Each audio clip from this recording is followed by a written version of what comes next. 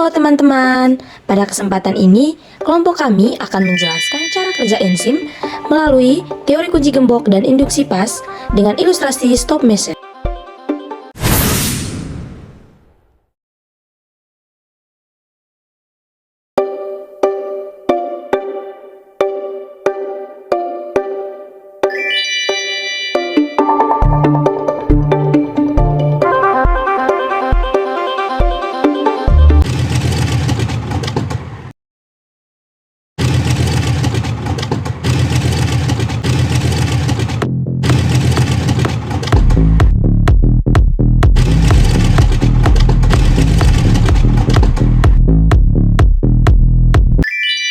Dalam teori kunci dan gembok, enzim bekerja secara spesifik. One enzim, one substrat, yang artinya satu jenis enzim hanya mampu bereaksi dengan satu jenis substrat.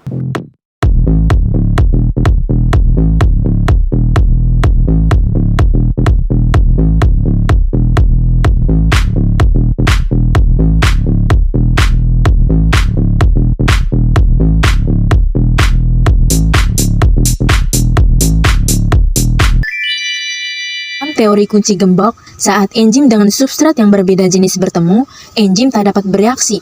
Hal ini ditunjukkan dengan ilustrasi gembok yang memiliki kunci dengan jenis berbeda tidak dapat masuk ke dalam.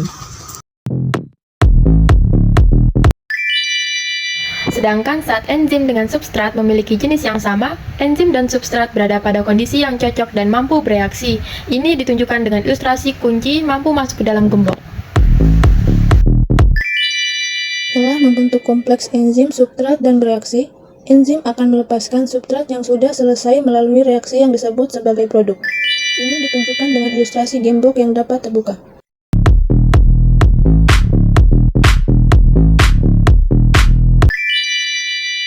Saat enzim dan substrat yang cocok bereaksi, keduanya akan membentuk kompleks enzim substrat. Setelah membentuk kompleks enzim substrat dan bereaksi, enzim akan melepaskan substrat yang sudah selesai melalui reaksi dan disebut sebagai produk. Enzim yang telah menghasilkan suatu produk dengan substrat dapat kembali bereaksi dengan substrat lain. Namun dengan catatan, harus ada kecocokan atau memiliki jenis yang sama sehingga dapat bereaksi kembali. Salah satu contoh dari penerapan teori lock and key adalah enzim katalase yang hanya mampu bereaksi dengan substrat H2O2 atau hidrogen peroksida. Kompleks katalase H2O2 akan mengalami reaksi biokimia kemudian menghasilkan produk yaitu H2O atau hidrogen dan O2 atau oksigen. Katalase kemudian melepaskan produk hasil reaksi dan kembali melakukan ikatan substrat hidrogen peroksida yang lain.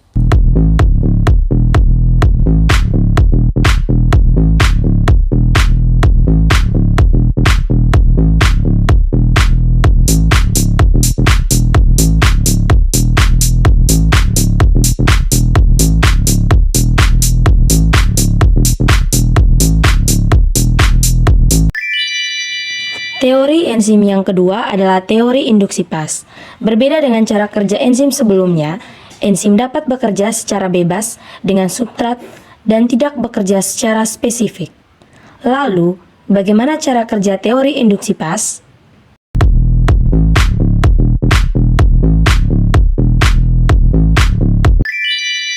Dalam teori induksi pas, enzim akan bereaksi dengan substrat walaupun bentuk substrat tidak dapat melekat dengan sisi aktif enzim.